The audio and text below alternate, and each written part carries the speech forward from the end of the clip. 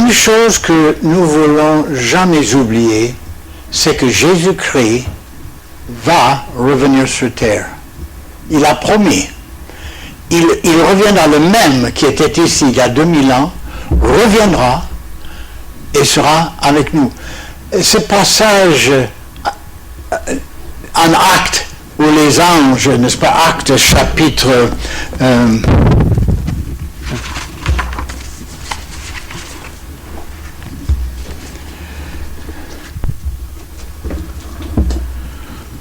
oh non. 1:11. Hein? 1:11. 1:10 et 11, oui. Et comme ils avaient les regards fixés vers le ciel, pendant que Jésus s'en allait, voici 2 hommes vêtus de blanc leur apparurent et dirent « Hommes galiléens, pourquoi vous arrêtez-vous à regarder au ciel? Ce Jésus qui a été enlevé au ciel du milieu de vous viendra de la même manière que vous l'avez vu allant au ciel. » Quand il a dit de la même manière, il y a même une plus grande précision que cela, donnée par la suite. On va le lire. C'est que Christ non seulement va venir comme il est parti, mais ses pieds vont se mettre sur le même endroit où il a quitté il y a 2000 ans. Il va venir sur la montagne des Oliviers, d'où il est sorti. En Zacharie, dans l'Ancien Testament, dans le 14e chapitre, et au verset 3 et 4, nous lisons cela. L'Éternel paraîtra et il combattra ces nations, comme il combat au jour de la bataille. Ses pieds se poseront en ce jour sur la montagne des Oliviers qui est vis-à-vis de Jérusalem, du côté de l'Orient. À ce moment, la montagne va se séparer pour permettre l'eau qui va couler du trône de Dieu d'entrer dans la mer morte. Et la mer morte va revivre après toutes ces années. Voilà ce qui est promis. Christ reviendra, ses pieds se poseront sur la montagne des Oliviers, et à ce moment va commencer son règne de paix après avoir détruit l'Antichrist et son royaume. Mais il y a un autre verset où Jésus lui-même a dit qu'il allait revenir. Si vous voulez regarder en Jean, l'évangile de Jean, le chapitre 14, et on va lire là les 2 ou 3 versets qui commencent le chapitre là. Que votre cœur ne se trouble point. Croyez en Dieu et croyez en moi. Il y a plusieurs demeures dans la maison de mon Père. Si cela n'était pas, je vous l'aurais dit. Je vais vous préparer une place. Et lorsque je m'en serai allé, et que je vous aurai préparé une place, je reviendrai, et je vous prendrai avec moi, afin que là où je suis, vous y soyez aussi. Voilà. On se console avec ce verset. Il a dit, je reviendrai. Et on a cette promesse venant de la part de la bouche de Jésus lui-même. Je reviendrai. C'est une promesse ferme, aussi ferme que car Dieu a tant aimé le monde qu'il a donné son Fils unique afin que quiconque croit en lui ne périsse point, mais qu'il ait la vie éternelle. Comme Christ promet la vie éternelle et qu'il la donne, ainsi il a promis de revenir. Mais le mot que j'aimerais souligner n'est pas celui qui va revenir, mais qui va revenir pour nous prendre. C'est le mot prendre qui est intéressant à noter dans ce verset. Tout de suite, on décèle que cette venue n'est pas la même que les anges ont prédit, qu'il allait poser ses pieds sur la montagne des Oliviers. Ici, il n'est pas question qu'il s'arrête sur la montagne des Oliviers, mais qu'il va nous prendre pour être avec lui, afin que là où il est, nous soyons aussi. Quand il a dit cela, bien sûr, les disciples n'ont pas compris ce qu'il a voulu dire. Mais la révélation fut donnée à l'apôtre Paul, où il précise exactement ce que Jésus a voulu dire. Il y a 2 mentions de cela, et cela s'appelle, écoutez, l'enlèvement de l'Église. Ce moment où Christ va nous prendre, va prendre son Église, nous élever avec lui dans les cieux, d'un seul coup, dans un clin d'œil. Nous n'allons pas lire le passage en 1 Corinthiens 15, quoique c'est très intéressant, mais nous allons tout de suite aller en 1 Thessaloniciens, chapitre 4, et je crois que c'est à partir du verset 15 que Emmanuel va lire. 1 Thessaloniciens 4, 15. Voici en effet ce que nous vous déclarons d'après la parole du Seigneur. Nous les vivants, restez pour l'avènement du Seigneur. Nous ne devancerons pas ceux qui sont morts. Car le Seigneur lui-même a un signal donné, à la voix d'un archange et au son de la trompette de Dieu, descendra du ciel, et les morts en Christ ressusciteront premièrement, ensuite nous les vivants, qui seront restés, nous serons tous ensemble enlevés avec eux sur des nuées. Avec eux sur des nuées. C'est exactement, Jésus a dit, je vous prendrai. Continue. À la rencontre du Seigneur dans les airs. Et ainsi nous serons toujours avec le Seigneur. Consolez-vous donc les uns les autres par ces paroles. Alors là, nous avons la chose dite beaucoup plus clairement, c'est-à-dire que cet enlèvement de l'Église, c'est un événement totalement différent que celui quand il viendra régner sur terre.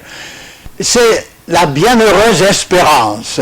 C'est l'Église qui s'est consolée avec ce verset à travers des âges. C'est notre espoir d'être pris. D'abord, les morts vont ressusciter, tous ceux qui sont sauvés. Ils vont ressusciter, et puis nous, qui sommes vivants à ce moment-là, nous serons dans un instant changés, enlevés sur des nuées avec le Seigneur. Quand est-ce que cela aura lieu? Je crois que c'est clair quand il a dit à la fin, « Consolez-vous les uns les autres par ces paroles. » Mais pourquoi se consoler? Parce que on peut se consoler du fait que on ne sera pas obligé de passer par cette horrible tribulation. C'est qu'au lieu de voir ces horreurs qui vont venir sur terre, nous serons enlevés et nous serons avec le Seigneur pendant le règne de l'Antéchrist, pendant toutes ces horreurs qui vont venir sur terre. Il y a un autre verset qui précise que c'est avant la tribulation, c'est en 1 Thessaloniciens 1:10.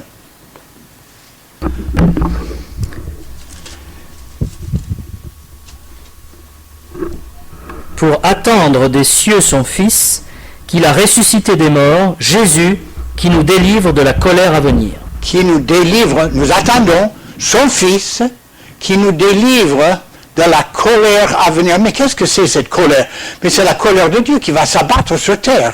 Nous ne serons pas assujettis à cela. La bienheureuse espérance, c'est que nous serons avec le Seigneur pendant toutes ces horreurs qui seront sur la terre. Je crois que c'est clair dans la parole de Dieu, consolez-vous. On ne pourrait pas consoler quelqu'un en disant, vous savez, quand la guillotine va tomber sur votre tête, vous ne sentirez pas grand-chose. Hein? Ça ne peut pas consoler qui que ce soit. Mais quand on peut dire, nous serons délivrés de la colère à venir, que nous serons enlevés, consolez-vous les uns les autres, c'est que tout ceci aura lieu même avant. Quels sont les signes qui vont précéder l'enlèvement? Comment pouvons-nous savoir si nous sommes presque à l'enlèvement? J'ai une nouvelle à vous dire ce matin. Il n'y en a pas. Il n'y a aucun signe qui précède l'enlèvement de l'Église. Par contre, il y a beaucoup de signes qui précèdent sa venue en gloire. Donc, chaque fois qu'on voit tous ces signes qui précèdent sa venue en gloire, il faut enlever 7 ou 8 ans avant, parce que l'autre va venir avant. Alors, si jamais on voit des signes qui précèdent son retour en gloire, d'autant plus sont des signes pour nous que le temps s'approche. En Matthieu chapitre 24, et au verset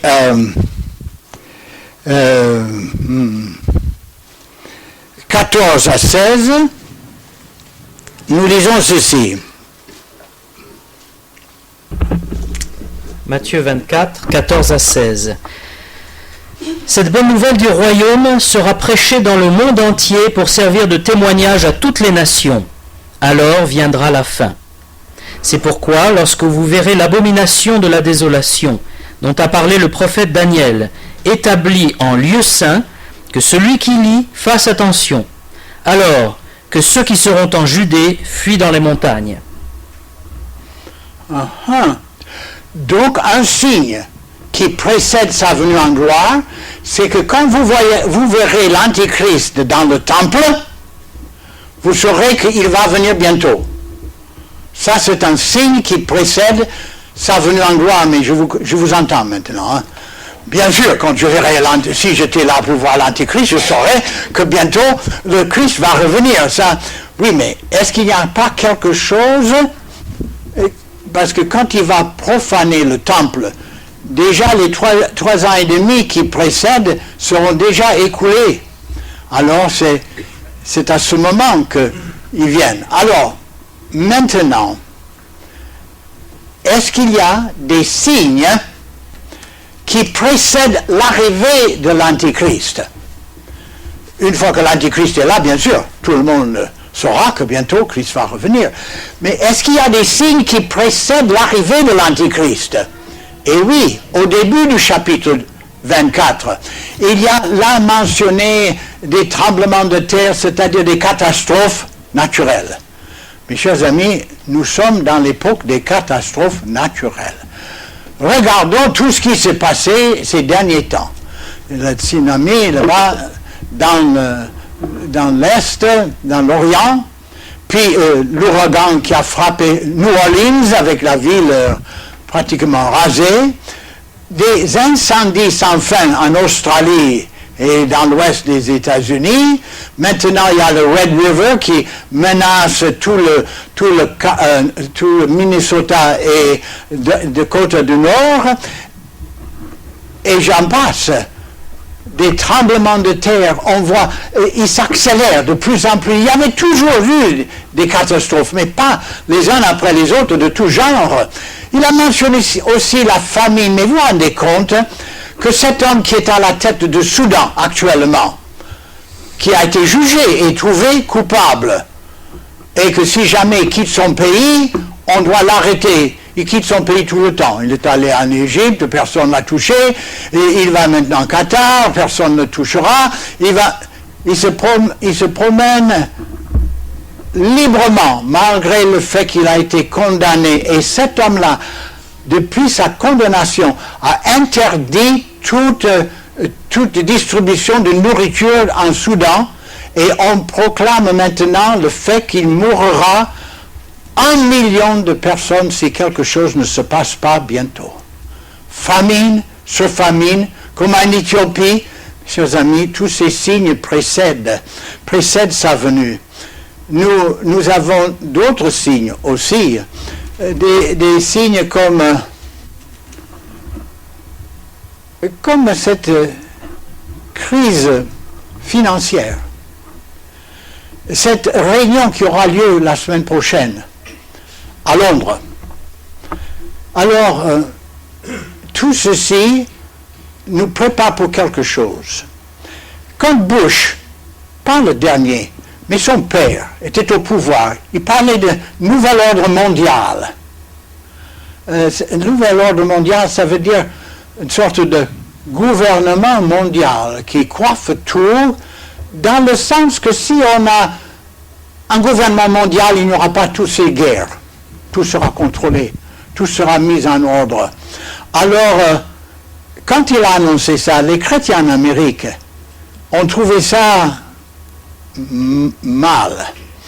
Ils ont parlé beaucoup. Étant donné que des vrais chrétiens aux États-Unis, c'est de la partie républicaine qui a soutenu, il s'est tu. Il ne plus parler de nouvel ordre mondial. Mais ça ne veut pas dire pour autant que le nouvel ordre mondial n'a pas poursuivi son chemin. Mais comment arriver avec cela? Chaque gouvernement veut être indépendant. La France veut être indépendante quand même.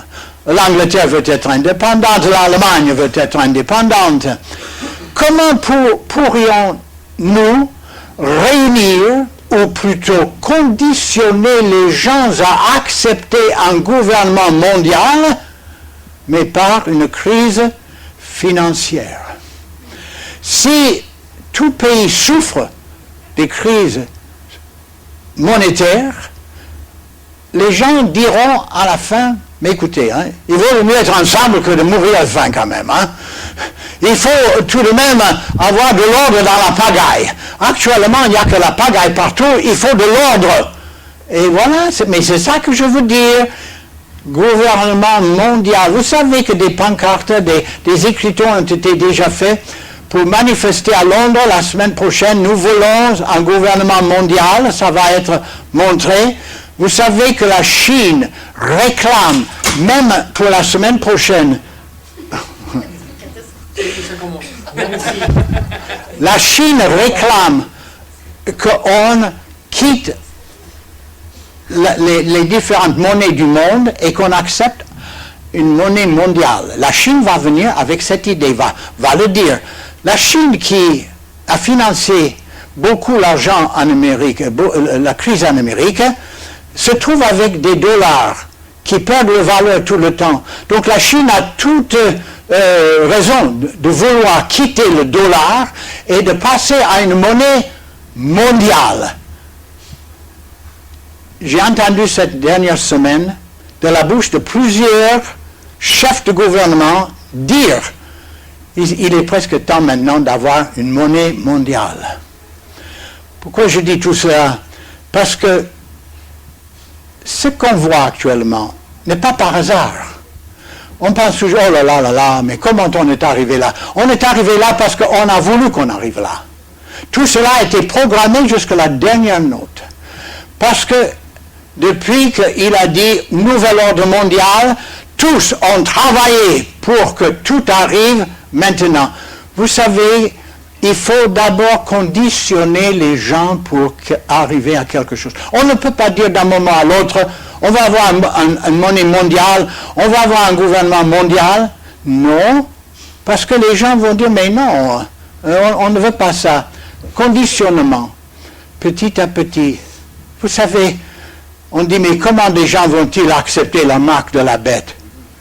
Mais par conditionnement. Vous savez que pour passer plus vite, quand on prend le train à certains endroits maintenant, on peut mettre son doigt là. Au lieu d'attendre, on met son doigt et on passe le premier. Petit à petit, dans différents pays, on utilise la marque de la main d'une manière ou d'une autre pour faciliter. Mais imaginez, quelqu'un qui arrive en disant, vous savez, ces cartes qu'on doit porter, on les falsifie, puis voilà, d'autres personnes le prennent, et ceci, cela, et on les oublie à la maison. Écoutez, il vaudrait mieux avoir une marque qui dit tout, et puis voilà, ah oui, en fait, c'est pas mal. On conditionne le monde. Vous savez que le monde est conditionné maintenant pour un gouvernement mondial. Vous savez que le monde est conditionné pour avoir une monnaie mondiale. Oh, il y a quelques pays réticents, mais l'Angleterre est pour. On a fait du progrès quand même, dans le mauvais sens. Pourquoi je dis tout cela? Parce que la Bible dit qu'à la fin des temps, il y aura un gouvernement mondial, avec un homme qui s'appelle l'Antichrist qui va s'asseoir dessus. Vous savez qu'on est à la veille de la formation d'un gouvernement mondial, à la veille. Il y a d'autres aussi. Je prends par exemple Israël et la guerre qui se... Vous le savez aussi bien que moi que l'Iran a dit qu'il voulait rayer Israël de la carte. Israël, à l'heure actuelle, veut bombarder l'Iran, l'Amérique du Nord. Bas les pattes. Ne le fait pas encore, ne le fait pas. Mais Israël veut aller bombarder l'Iran, ça c'est sûr. Mais en attendant, tout le Proche-Orient s'arme de plus en plus. On voit cette guerre qui se place sur l'horizon, une guerre à outrance dans le Proche-Orient, telle que nous n'avons jamais vue jusqu'ici. Ils arment le Hamas, ils passent les armes de tous les côtés. Israël, avec les avions, ont bombardé un convoi d'armes en Soudan. qui n'a pas été dit dans la presse française autant que je sache, ni en CNN. On garde ça secret parce qu'on ne voulait pas que ça soit connu trop. Il y a des choses incroyables qui se passent à l'heure actuelle.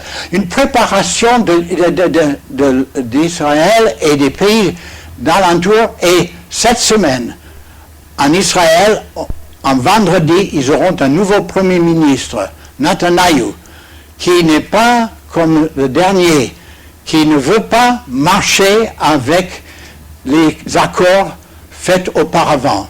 Ça veut dire que tout est au point de culminer là-bas. Vous savez que cette guerre est prédite dans la Bible. Vous savez que cette guerre qui se prépare, c'est une guerre des derniers jours. Il y a des derniers jours qui commencent avec Israël, et puis il y a la fin des derniers jours. Nous sommes à la fin maintenant des derniers jours. J'aimerais qu'on lise actuellement Zacharie chapitre 12.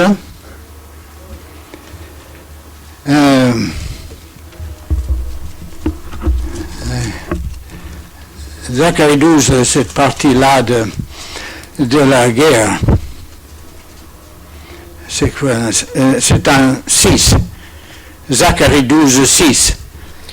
En ce jour-là, je ferai des chefs de Juda comme un foyer ardent parmi du bois, comme une torche enflammée parmi des gerbes. Ils dévoreront à droite et à gauche tous les peuples d'alentour, et Jérusalem restera à sa place, à Jérusalem. Il dévorera tous les peuples d'alentour. C'est intéressant ça. Dévorera tous les peuples d'alentour. Tout le chapitre 12, d'ailleurs, c'est un chapitre à lire, parce que c'est fort intéressant. Cette guerre se prépare, cette guerre est presque là. Mais maintenant, j'aimerais qu'on regarde ensemble un passage. Alors, ouvrez votre Bible en 2 Thessaloniciens chapitre 2.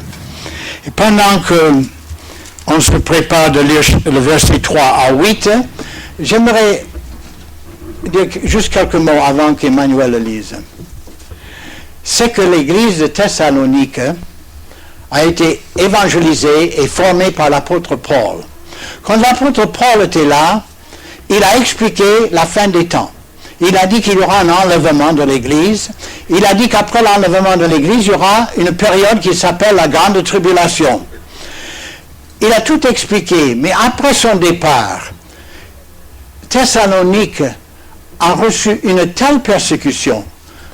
Les chrétiens ont été tellement persécutés qu'ils se disaient, voilà, on a raté l'enlèvement et on est dans la tribulation. Alors, parce qu'ils étaient sûrs d'être déjà dans la tribulation, que l'apôtre Paul a dit, non, vous n'y êtes pas encore. Regardez maintenant, 2 Thessaloniciens 2, 3 à 8.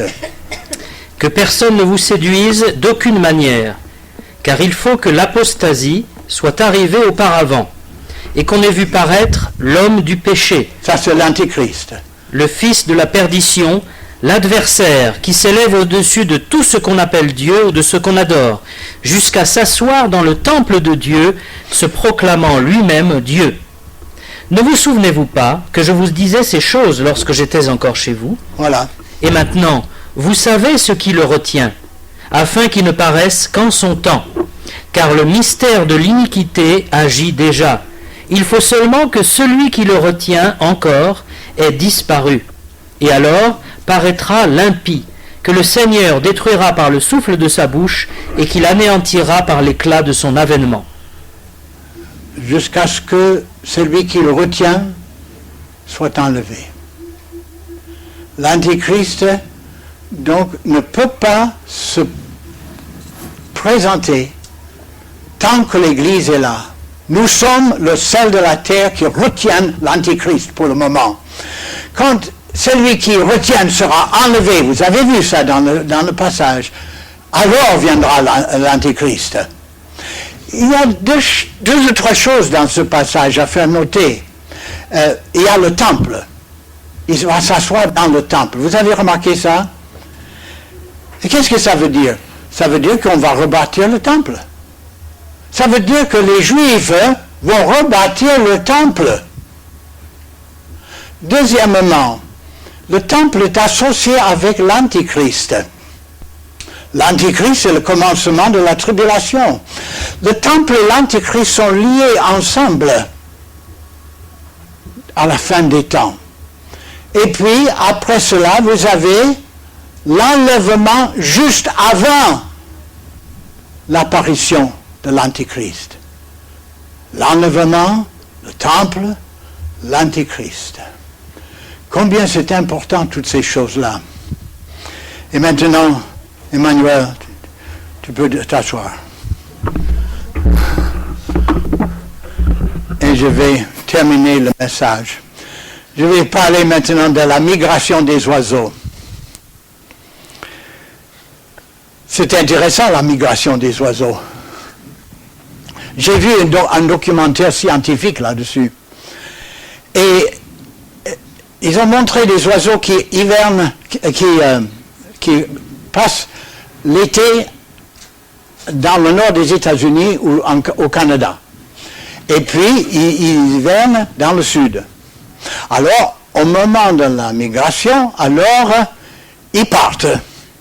Je me rappelle combien de fois, là où j'habite, il y avait la migration en automne des oies. Oh, que c'est beau à voir, hein? C'est vraiment beau à voir. Il y a une formation de V toujours, et puis un est plus long que l'autre, et puis il traverse. Et puis, quelqu'un l'autre jour, la dernière fois que je l'ai vu, il dit, vous savez, ils vont atterrir ici, parce qu'il y a un lac. Ils atterrissent chaque année là. Vous savez que les Américains, quand ils traversent l'Amérique, ils ont des positions, des places où ils passent la nuit. Mais chaque fois, dans le même hôtel, chaque fois dans le même restaurant, ils mangent. Les oiseaux, pareil, hein? Quand ils passent, ils atterrissent au même lac, ils font les mêmes choses au fur et à mesure. Alors, chaque oiseau suit un certain chemin. C'est exactement où il va. Ce qui était fort intéressant dans ce film, c'est le dernier oiseau qu'ils ont présenté. Un tout petit oiseau grand comme ça. Hein. Alors, dans le nord, quelque part, pendant l'été, ils pondent les œufs, alors attendre que les petits sortent, et puis restent avec les petits pendant un moment. Quand le jour arrive de la migration, les parents quittent les petits et commencent leur chemin. Là, ils vont hiverner. 4000 kilomètres au sud. 4000 kilomètres, ils vont survoler. Oh, ils vont s'atterrir de temps en temps, mais ils vont faire 4000 kilomètres. Puis, ce n'est pas ça qui est formidable. Quoique c'est extraordinaire. Vous savez que quand un oiseau vole, cette distance-là, il y a le vent qui souffle de côté. Surtout quand on vole du nord au sud, on est surtout attaqué par les vents qui viennent de l'ouest. Les vents viennent normalement de l'ouest vers l'est. Alors l'oiseau doit toujours ajuster sa direction d'après la vitesse du vent. Parce que si, par exemple, il dévie à peine ici, mais il sera tellement de kilomètres loin de là où il veut être aller, il risque d'atterrir dans l'océan. Alors il faut que ça soit parfait, absolument parfait. Dans ces petits oiseaux, il y a un mécanisme beaucoup plus perfectionné que dans les grands avions. Ce qui est extraordinaire, c'est que quand les petits sont un peu plus grands, 2 semaines après, ils entreprennent le même chemin. Ils n'ont pas vu leurs parents faire le chemin. Ils font le chemin sans le savoir. Ils n'ont jamais vu 4000 kilomètres. Vous savez où ils atterrissent? Dans le même arbre de leurs parents. 4000 kilomètres plus loin. La migration extraordinaire de Dieu. Pourquoi je vous raconte cela? Parce que si Dieu peut mettre dans l'esprit d'un oiseau, il est temps de partir, ne croyez-vous pas que Dieu peut faire la même chose avec un homme? Est-ce que Dieu ne peut pas mettre dans le cœur d'un homme, il est temps de partir? Surtout quand il s'agit de son peuple Israël, son peuple terrestre. Car Dieu a deux peuples. Il a un peuple céleste composé des chrétiens de tous bords, juifs, non-juifs, tous les pays. Et puis, il y a le peuple terrestre, le peuple d'Israël. Alors, chose extraordinaire, c'est que quand les armées romaines sont entrées à Jérusalem, ils ont détruit le temple, ils ont détruit la ville. Les Juifs ont été dispersés en l'an 70. Ils étaient partout dans le monde. Ils étaient pourchassés d'un pays à l'autre, persécutés à droite et à gauche, leurs choses confisquées, souvent mises à mort, et puis vous connaissez là, l'Holocauste à la fin. Pendant tous ces années, 2000 ans, il n'est pas entré dans le cœur des Juifs d'aller en Palestine. 2000 ans, comme ça, de pays en pays. En 1906, tout d'un coup, dans le cœur de quelques Juifs, est venu, mais je vais partir en Israël. Les gens, où est-ce que vous allez? Mais je vais en Palestine. Mais qu'est-ce que vous allez y faire? Mais j'en sais rien. Mais pourquoi vous allez? Parce que je sens que je dois partir. La migration. Et ils sont partis. Ils ont atterri, si vous voulez, à Jaffa, une ville côtière sur la Méditerranée, une ville qui est très vieille d'ailleurs. C'est là d'où est sorti Jonas, quand il a désobéi à Dieu. Il était allé à Jaffa pour prendre un bateau d'eau. C'est une ville qui date. Et les nouveaux arrivés sont allés à Jaffa. Et là, ils ont commencé à chercher à loger. Et quand les habitants de Jaffa ont vu que, voilà, un juif est venu par là, un autre est venu par là, un troisième est venu, alors ils ont dit, mais voilà, on va augmenter le prix. Hein. Et maintenant, c'est le moment de profiter. Alors, finalement, le coût de vie à Jaffa est monté à tel point qu'un juif a dit, mais commençons une autre ville, hein, à côté là. Et donc en 1909, la ville de Tel Aviv est née, il y a 100 ans, cette année. 100 ans que la ville de Tel Aviv a commencé. Et alors, petit à petit, ils sont partis, même de la Russie, un peu partout. Les Juifs, pas des masses, mais ils ont senti, je me rappelle, c'était longtemps après, j'étais dans une banque à Toulouse, c'était en 53. Et alors il y avait une jeune fille qui est là, qui m'a servi souvent. Elle m'a dit, vous savez, je vais partir en Israël pour les vacances. Elle était juive. Ah, oui, 3 semaines. Oui, 3 semaines qui n'ont jamais fini. Elle a senti l'appel. Et elle est partie.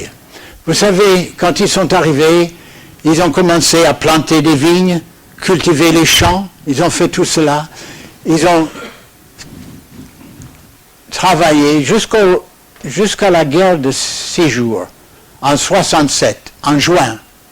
En juin, pour la première fois depuis l'an 70 de notre ère, les Juifs ont pénétré et ont touché le mur de lamentation. Ce n'était pas qu'ils étaient pleins de joie, c'était l'euphorie. C'est qu'ils ne pouvaient pas se contenir. ils étaient hors d'eux-mêmes. Vous savez, ils étaient au site du temple. C'était là où se trouve le temple. Et quelques jours après, quelques-uns, mais il faut construire le temple. Mais il faut construire le temple. Alors, tout de suite, ils ont commencé à se demander, mais où est-ce qu'on va mettre le temple? Alors, ils ont monté là, ils ont regardé, est-ce que ça doit être là ou là ou là? Mais un autre a dit, mais au moins, faisons l'architecture, au moins, qu'on ait exactement ce qu'on va faire. Donc, ils se sont mis à faire le plan, exactement comment sera le temple. Des années passées, ils ont mis à la vitrine dans la rue de Jérusalem une maquette du temple et que les gens pouvaient voir. Et l'intérêt grandissait. Exactement comme le peuple qui est rentré petit à petit, parce que après la formation d'Israël, ils sont venus en masse là-bas. Mais les gens ont dit, mais il faut avoir les meubles. À quoi bon d'avoir le temple si on n'a pas le meuble? Alors ils ont commencé à construire le meuble pour le temple. Puis après ils ont dit, mais il faut avoir des prêtres. Oui, mais comment? Mais il faut essayer de trouver le lignage d'Aaron. Oh là là! Alors sortez toutes les généalogies qu'ils avaient. Finalement, ils ont trouvé des hommes qu'ils ont dit, vous serez des prêtres dans le nouveau temple. Oui, mais ils n'avaient pas leurs habits. Alors, ils ont fait les habits selon les différents prêtres. Maintenant, les habits sont faits. Tout est prêt.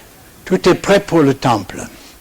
S'ils ont fait tout cela, croyez-moi, ils ont taillé toutes les pierres. Tout est prêt à monter. Pourquoi je dis tout cela? Je vais vous dire une chose. Vous savez qu'à partir du moment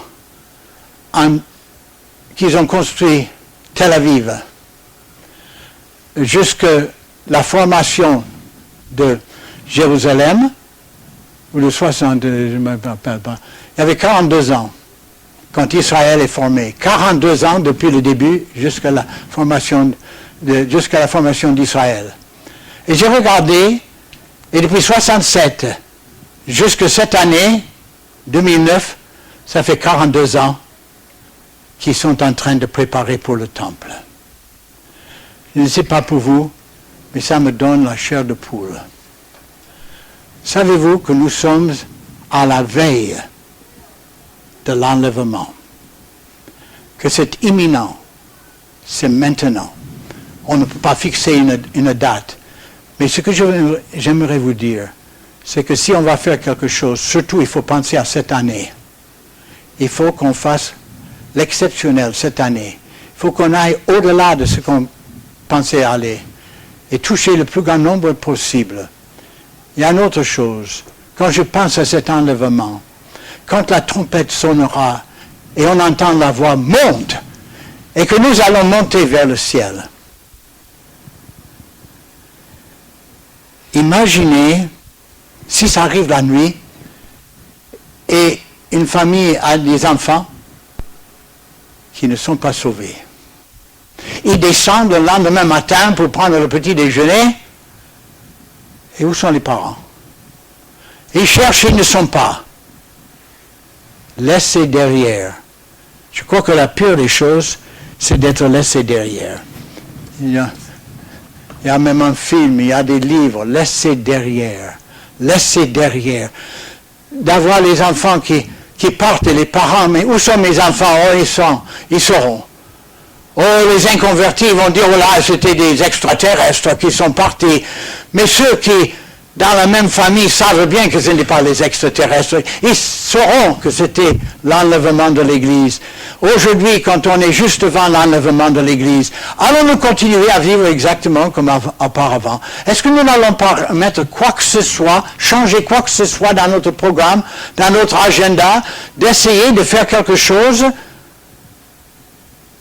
On est là. C'est le moment que nous attendions depuis longtemps. La bienheureuse espérance. Avant, on espérait, maintenant on le sait. On est là. Le temple est prêt à être construit. L'Antichrist est prêt à se dévoiler. L'Empire mondial est prêt à se former. La guerre est prête à éclater. Aujourd'hui, c'est le jour du salut. Aujourd'hui encore, on peut gagner des âmes. Maintenant, c'est le moment du salut. Mais après, ça sera trop tard. C'est la fin. C'est quelque chose de vivre à cette époque-là. Mais nous sommes tellement blasés par le matérialisme, par la vie de tous les jours, par tout cela, que la réalité de l'imminence du retour de Christ ne nous touche même pas. C'est dur, c'est dur. Mais prions que Dieu nous change, que quelque chose se passe, que tout d'un coup il nous secoue et que nous commencions à vivre les derniers jours de notre vie sur terre. Amen.